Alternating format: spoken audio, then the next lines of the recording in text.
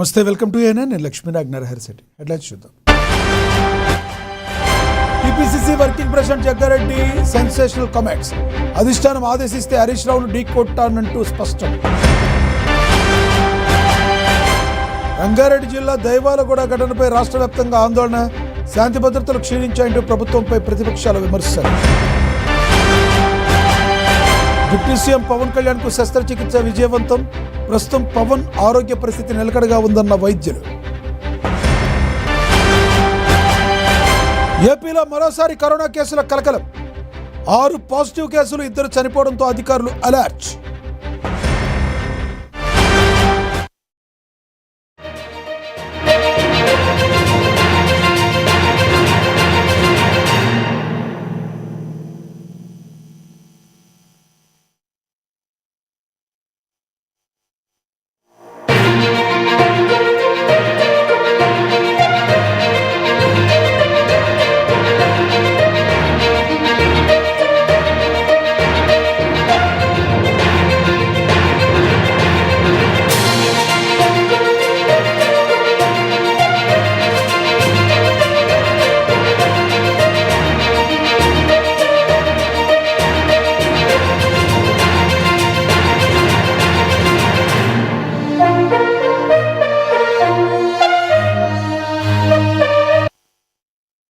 గాంధీ భవన్లో తుంగతుర్తి వివాదంపై TPCC working president Jaggareddy సమీక్ష నిర్వహించారు.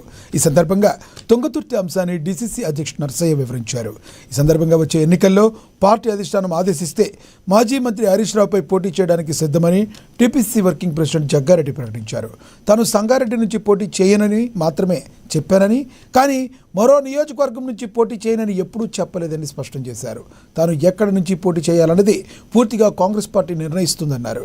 సంగారెడ్డి నియోజకవర్గం మహిళా లేదా జనరల్ రిజర్వేషన్ ఏదొచ్చినా కాంగ్రెస్ అభ్యర్థిగా తన భార్య నిర్మలా జగ్గారెడ్డి ఉంటారని తెలిపారు. సీఎం రేవంత్ రెడ్డి యాక్టివ్గా పనిచేయని ఎమ్మెల్యేలను హెచ్చరిస్తున్నారని, పనితీరు మారకపోతే టికెట్పై నిర్ణయం CM, PCC chief, party incharge తీసుకుంటారన్నారు. ప్రతిపక్షం అధికార పార్టీని విమర్శించడం రాజకీయాల్లో సహజమని పేర్కొన్నారు.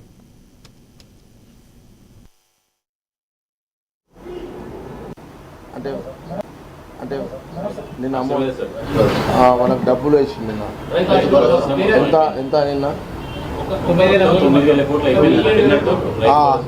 నిన్న ఖమ్మం సభతోటి రైతులకు ఇచ్చిన మాట ప్రకారము రాహుల్ గాంధీ గారి యొక్క నాయకత్వంలో రేవంత్ రెడ్డి గారు నిన్న ఖమ్మంలో నిన్నటికి 9,000 కోట్ల రూపాయలు రైతు నిన్నటికి పూర్తయిపోయింది. నిన్న డబ్బులన్నీ వేయడం జరిగింది.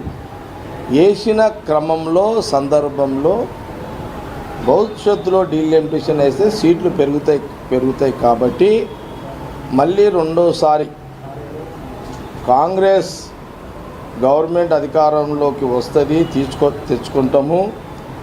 117 కాంగ్రెస్ ఎమ్మెల్యేలను గెలిపించుకుంటాము. ప్రజల సహకారంతో, ప్రజల ఆశీర్వాదంతో మళ్ళీ గవర్నమెంట్ ఫామ్ చేస్తామని నిన్న ముఖ్యమంత్రి గారు రేవంత్ రెడ్డి గారు చెప్పిన మాట 100% అదే జరుగుతుంది.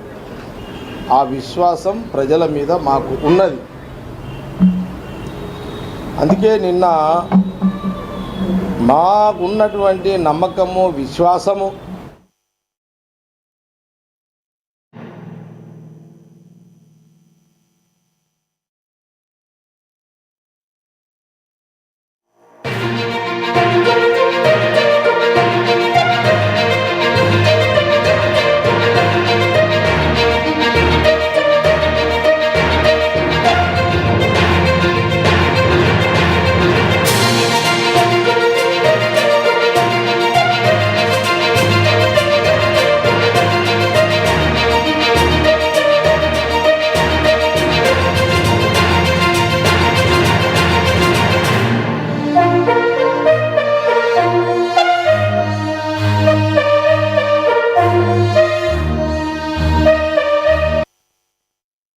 బ్రేకింగ్ న్యూస్ చూస్తున్నాం. రంగారెడ్డి జిల్లా షాబాద్ మండలం దైవాలగూడలో చోటు చేసుకున్న 6 హత్యల ఉదంతం దిగ్భ్రాంతిని కలిగిస్తుంది.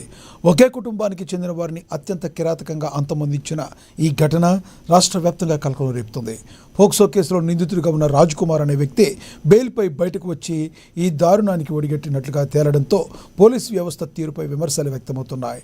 ఈ దారుణంపై కల్వకుంట్ల కవిత స్పందిస్తూ తీవ్ర ఆగ్రహాన్ని వ్యక్తం చేశారు. రాష్ట్రంలో శాంతి భద్రతలు పూర్తిగా క్షీణించాయని, ప్రభుత్వం పోలీసు నిఘా వ్యవస్థలు ఉన్నాయా అనే అనుమానం కలుగుతుందని ఎక్స్ వేదికగా దుయ్యబట్టారు.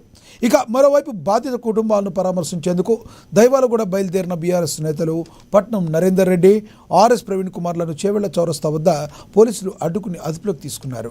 ఈ కేసులో షాకింగ్ వివరాలు వెలుగులోకి వచ్చాయి. పోక్సో కేసు నమోదు చేసిన పోలీసులు ఉద్దేశపూర్వకంగానే తక్కువ శిక్ష పడే సెక్షన్లు పెట్టారనే ఆరోపణలు వెల్లువెత్తుతున్నాయి. కేవలం 20,000 పూచీకత్తుతో 2 నెలల్లోనే నిందితుడికి బెయిల్ లభించడమే ఈ 6 ప్రాణాలు పోవడానికి కారణమని స్థానికులు, విపక్షాలు ఆరోపిస్తున్నారు. ప్రస్తుతం పరారీలో ఉన్న నిందితుడి కోసం పోలీసులు గాలిస్తున్నారు. ఇక ఇదే విషయానికి సంబంధించి మరింత సమాచారాన్ని మా ప్రతినిధి హరీష్ అందిస్తారు. హరీష్, చెప్పండి, అత్యంత దారుణమైన ఘటన చోటు చేసుకుంది, ఎలా చూడాలి దీన్ని?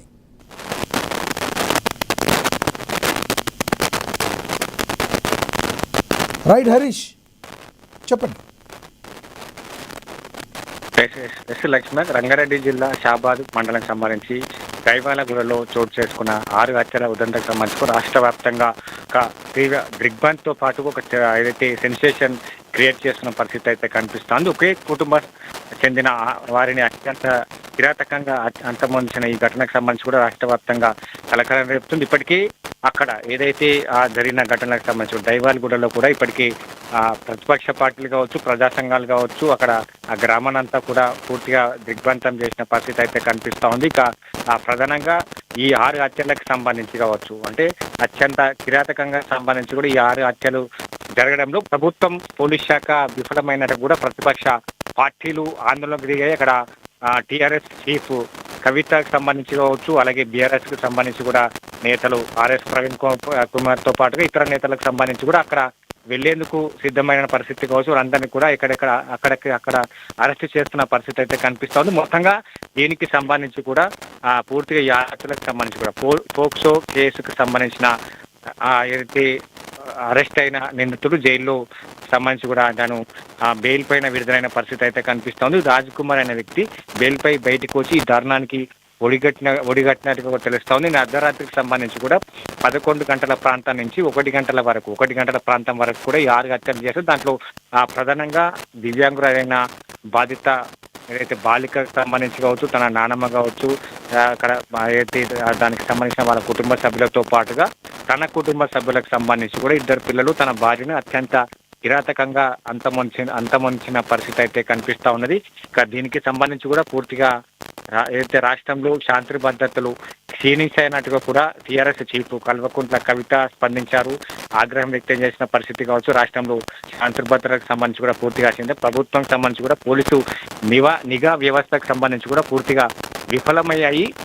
ఏదైతే బెయిల్ పైన విడుదలైన వ్యక్తికి సంబంధించి కూడా ఇట్లాంటి ఒడిగట్టడంతో కూడా పూర్తి స్థాయిలో రాష్ట్రంలో శాంతి భద్రతలు క్షీణించినది. నేను ఎట్టి పరిస్థితుల్లో కూడా బాధితులను పరామర్శించేందుకు వెళ్తానన్నట్టుగా కూడా కవిత బయలుదేరిన పరిస్థితి కావచ్చు. ఇతర పార్టీలకు సంబంధించిన ఏదైతే నేతలు కావచ్చు, వీళ్ళందరూ కూడా పూర్తి స్థాయిలో అక్కడికి వెళ్లేందుకు ప్రయత్నం చేసిన నేపథ్యంలో కట్టడి చేస్తున్న పరిస్థితి అయితే కనిపిస్తోంది.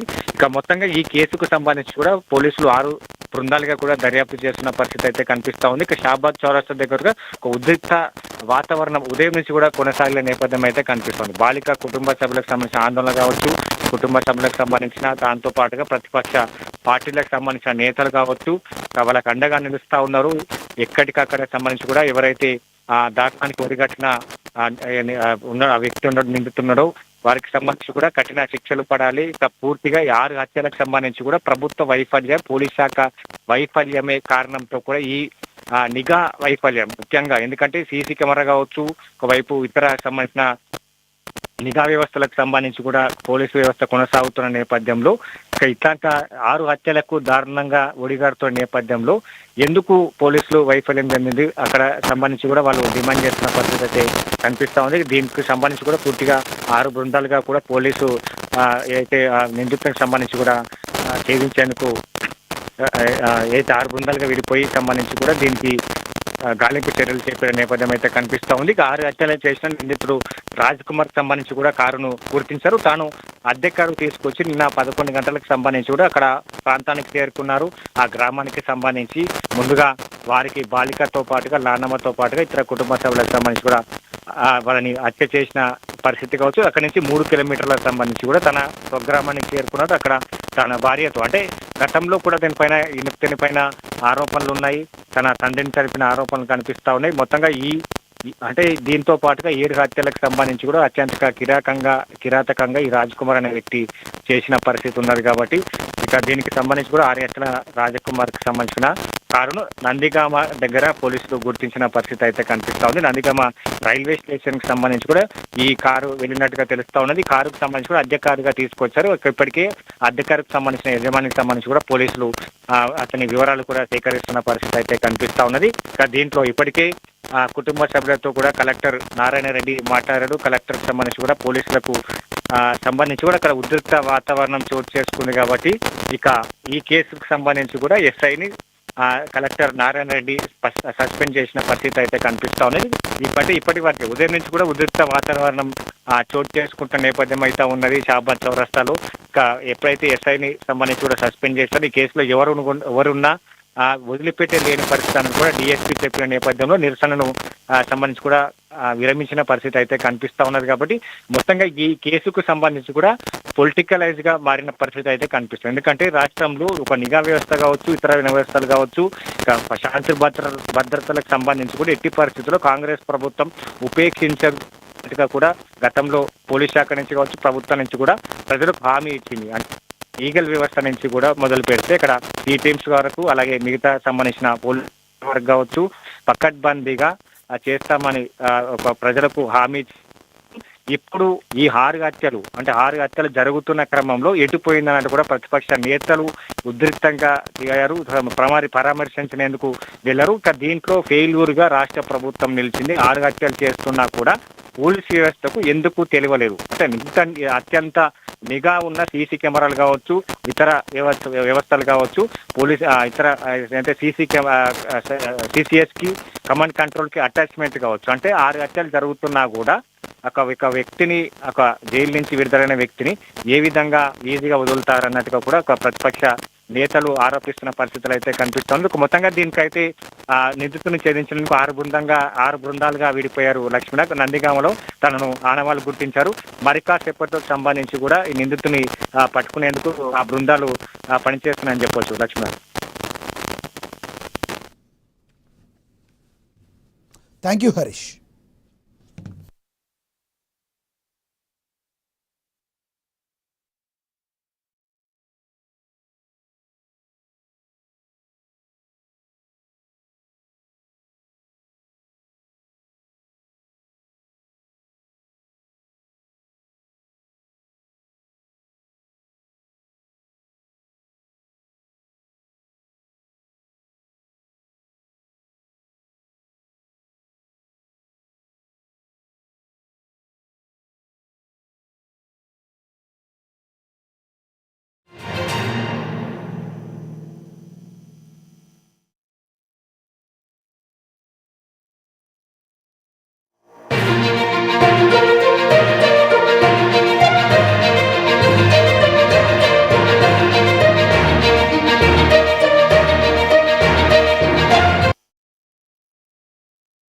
డిప్యూటీ సీఎం పవన్ కళ్యాణ్కు ముంబైలో శస్త్రచికిత్స విజయవంతమైంది.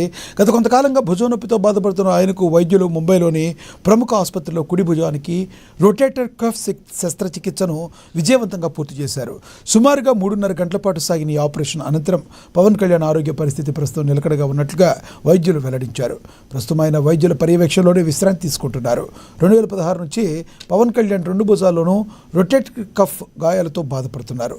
ఆ తర్వాత చేపట్టిన పోరాట యాత్ర, వారాహి యాత్ర సమయంలోనూ పర్యటనలో అభిమానులు చేతులు పట్టి లాగడం, వరుస కరచాలనాల వల్ల భుజాలపై ఒత్తిడి పడి ఈ నొప్పి మరింత ఎక్కువైనట్లుగా తెలుస్తుంది. ఈ క్రమంలోనే వైద్యుల సూచన మేరకు ఆయన సర్జరీ చేయించుకున్నారు. ఇక మరో 2 రోజుల్లో మరో 2 నెలల్లో ఆయన ఎడమ భుజానికి కూడా శస్త్రచికిత్స నిర్వహించనున్నట్లుగా సమాచారం అందుతుంది. మరోవైపు పవన్ కళ్యాణ్ శస్త్రచికిత్స విజయవంతం కావడంపై సీఎం నారా చంద్రబాబు నాయుడు స్పందించారు.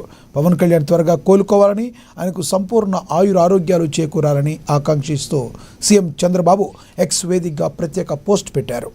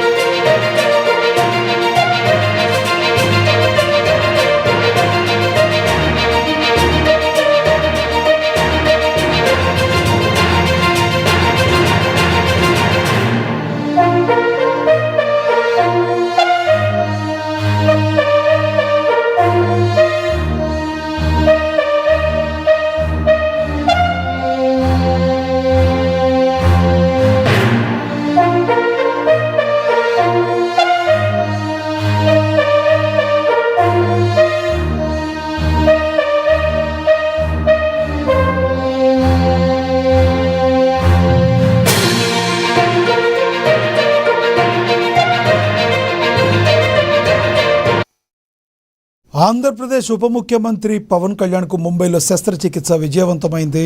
గత కొంతకాలంగా భుజం నొప్పితో బాధపడుతున్న ఆయనకు వైద్యులు ముంబైలోని ప్రముఖ ఆసుపత్రిలో కుడి భుజానికి రొటేటర్ కఫ్ శస్త్రచికిత్సను విజయవంతంగా పూర్తి చేశారు. సుమారుగా 3.5 గంటల పాటు సాగిన ఈ ఆపరేషన్ అనంతరం పవన్ కళ్యాణ్ ఆరోగ్య పరిస్థితి ప్రస్తుతం నిలకడగా ఉన్నట్లుగా వైద్యులు వెల్లడించారు. ఆయన వైద్యుల పర్యవేక్షణలోనే విశ్రాంతి తీసుకుంటున్నారు. 2016 నుంచి పవన్ కళ్యాణ్ 2 భుజాల్లోనూ రొటేటర్ కఫ్ గాయాలతో బాధపడుతున్నారు. ఆ తర్వాత చేపట్టిన పోరాట యాత్ర, వారాహి యాత్రల సమయంలోనూ పర్యటనలో అభిమానులు చేతులు పట్టి లాగటం, వరుస కర్రచాలనాల వల్ల భుజాలపై ఒత్తిడి పడి ఈ నొప్పి మరింత ఎక్కువైనట్లుగా సమాచారం. ఈ క్రమంలోనే వైద్యుల సూచన మేరకు ఆయన సర్జరీ చేయించుకున్నారు. ఇక మరో 2 నెలల్లో ఆయన ఎడమ భుజానికి కూడా శస్త్రచికిత్స నిర్వహించనున్నట్లు సమాచారం అందుతుంది. మరోవైపు పవన్ కళ్యాణ్ శస్త్రచికిత్స విజయవంతం కావడంపై సీఎం నారా చంద్రబాబు నాయుడు స్పందించారు. పవన్ కళ్యాణ్ త్వరగా కోలుకోవాలని, ఆయనకు పరిపూర్ణ ఆయురారోగ్యాలు చేకూరాలని ఆకాంక్షిస్తూ సీఎం చంద్రబాబు ఎక్స్ వేదికగా ప్రత్యేక పోస్ట్ చేశారు.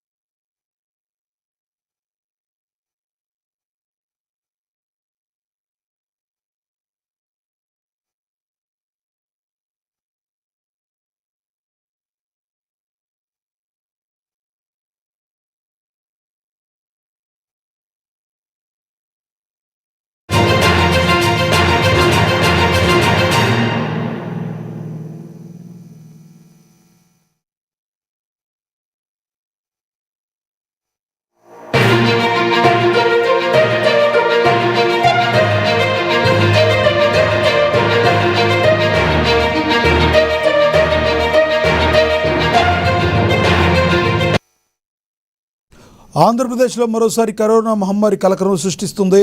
వైఎస్ఆర్ కడప జిల్లాలో కోవిడ్ ఆందోళనకరంగా మారుతుంది. జిల్లా వ్యాప్తంగా రోజురోజుకి కేసులు పెరుగుతూ ఉండడంతో ప్రజలు తీవ్ర భయాందోళనకు గురవుతున్నారు. తాజాగా జిల్లాలో మరో 6 కరోనా కొత్త కేసులు నమోదు కావడం తీవ్ర వేడిని రాజేస్తుంది. ఇప్పటికే వైరస్ బారిన పడి కడప, రాజంపేట ప్రాంతాలకు చెందిన 2 వ్యక్తులు ప్రాణాలు కోల్పోవడం పరిస్థితి అద్దం పడుతుంది. కడప మాసాయిపేటకు చెందిన కోవిడ్ బాధితుడు కుమారుడు కూడా ప్రస్తుత కరోనా నిర్ధారణ అయింది.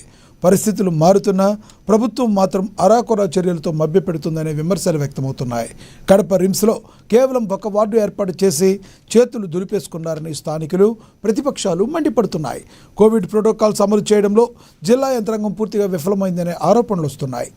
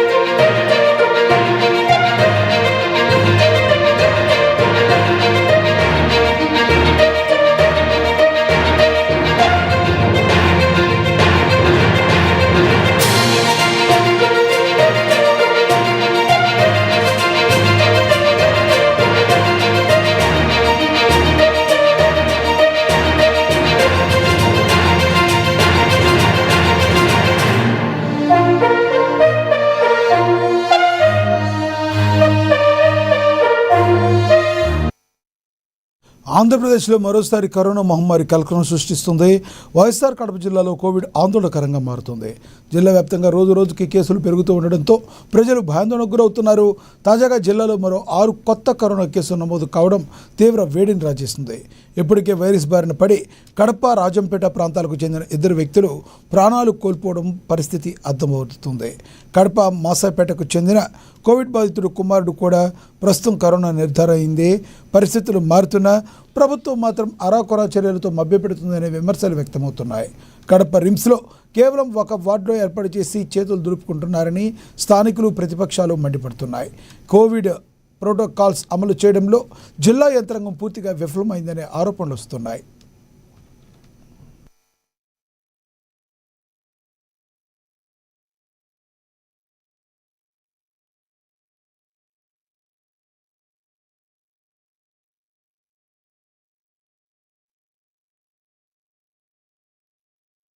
కుక్కట్పల్లి కేపీహెచ్బీ పోలీస్ స్టేషన్ పరిధిలో గోల్డ్ లోన్ మోసం వెలుగు చూస్తుంది.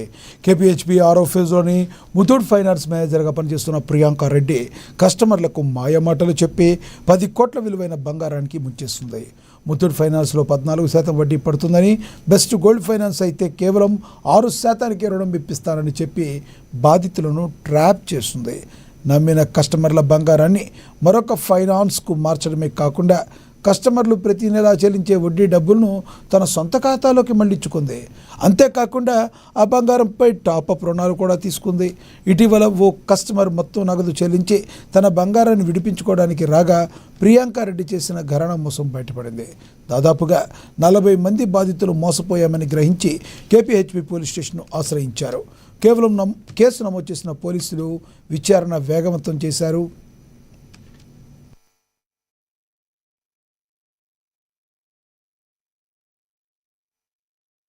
వాళ్ళకు ఒకేసారి అమౌంట్ తీసుకుంది.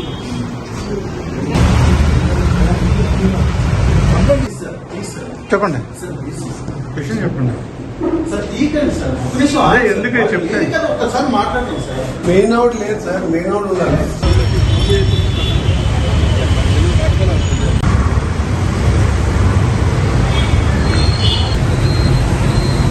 వాళ్ళకు ఒకేసారి అమౌంట్ తీసుకుంది.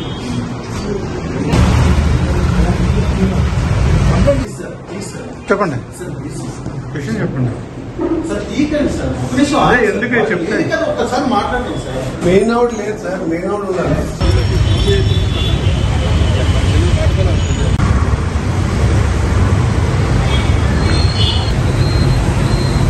వాళ్ళకు ఒకేసారి అమౌంట్ తీసుకుంది.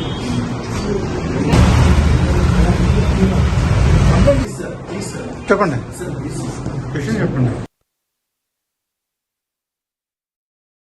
గ్రామస్తులు సంచలన నిర్ణయం తీసుకున్నారు. మద్యపానాన్ని సంపూర్ణంగా నిషేధిస్తూ గ్రామ సభల్లో ఏకగ్రీవ తీర్మానం చేశారు. గ్రామంలో ఎవరైనా మద్యం అమ్మితే ఏకంగా 1 లక్ష రూపాయల జరిమానా విధిస్తామని ప్రకటించారు. అంతేకాకుండా మద్యం అమ్మేవారి సమాచారం ఇచ్చిన వారికి 10,000 రూపాయల బహుమతి అందిస్తామని తెలిపారు. గ్రామ సర్పంచ్, పాలక వర్గం, మహిళా యోజన సంఘాల సమక్షంలో ఈ నిర్ణయం తీసుకున్నారు. గ్రామంలో యువత మద్యానికి బానిసలై భవిష్యత్తును నాశనం చేసుకుంటున్నారని, రోగాల బారిన పడుతున్నారనే ఉద్దేశంతోనే ఈ కఠిన నిర్ణయం తీసుకున్నామని గ్రామస్తులు వెల్లడించారు.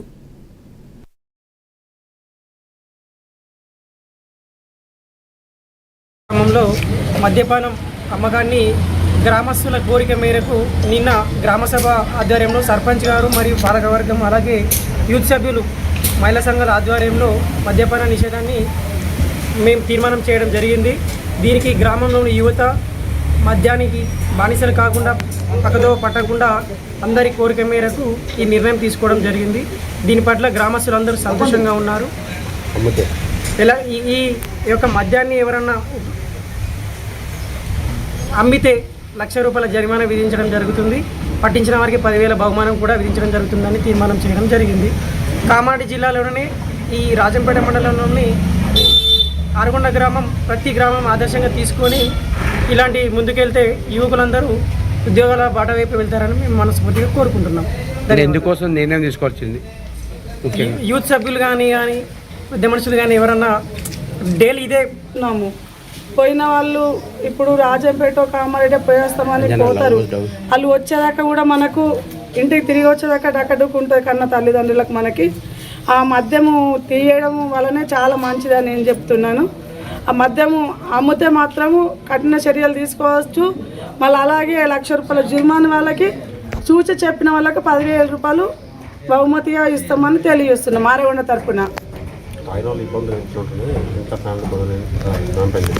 తాగినోళ్ళు ఇబ్బందులు చేస్తే వాళ్ళు తాగేటప్పుడు బాగానే తాగుతారు, కానీ ఇంటికి వచ్చినాక మహిళలతోటి కోట్లాడే విధానము మనం అందరం ప్రభుత్వంలో జనాలలో అంతటా చూస్తున్నాము.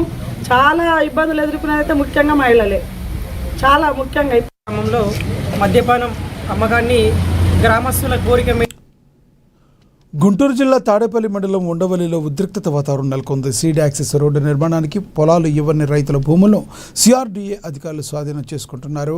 నష్టపరిహారం చెల్లించకుండానే తమ పొలాల్లోని పంటలను ధ్వంసం చేస్తున్నారని రైతులు ఆగ్రహం వ్యక్తం చేస్తున్నారు.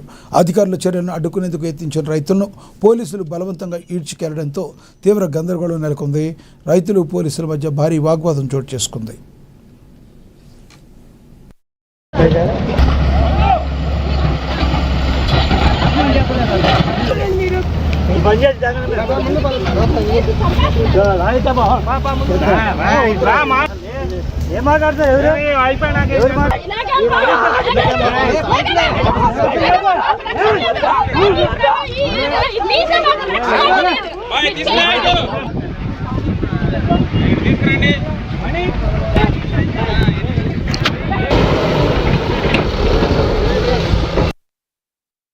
కామారెడ్డి జిల్లా కేంద్రంలో దారుణం చోటు చేసుకుంది. సైలానీ బాబా కాలనీ పరిధిలో ఓ లేడీ బిఎల్ఓపై కొందరు వ్యక్తులు దురుసుగా ప్రవర్తించి దాడికి యత్నించారు. 19వ వార్డులో ఇమ్యూనేషన్ ఫామ్లు పంపిణీ చేస్తుండగా ఓ వ్యక్తి పాత వివరాలు లేవంటూ వివాదానికి దిగాడు. అంతటితో ఆగకుండా పలువురు అక్కడకు చేరుకుని సూపర్వైజర్ బిఎల్ఓల వద్ద ఉన్న ఇమ్యూనేషన్ ఫామ్లను లాక్కునేందుకు వారు ప్రయత్నించారు. దీంతో భయాందోళనకు గురైన బిఎల్ఓలు పోలీసులను ఆశ్రయించారు. తోటి ఉద్యోగి మద్దతుగా మిగతా బిఎల్ఓలు కూడా స్టేషన్కు చేరుకోవడంతో ఈ వ్యవహారంపై పోలీసులు విచారణ చేపట్టారు.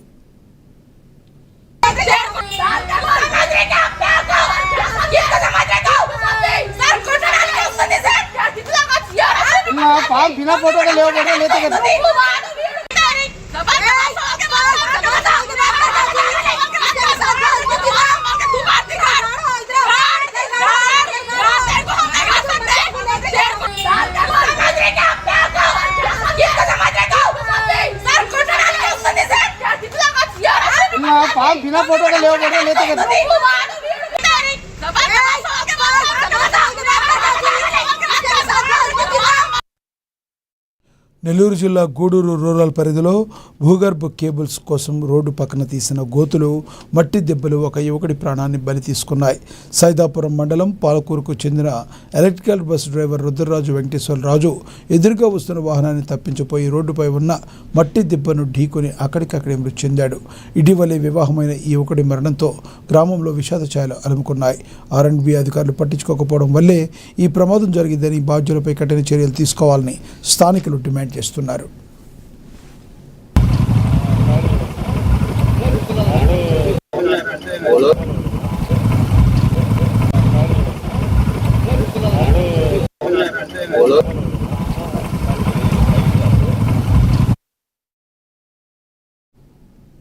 ఇవి బులెటిన్ అప్డేట్స్. Stay tune.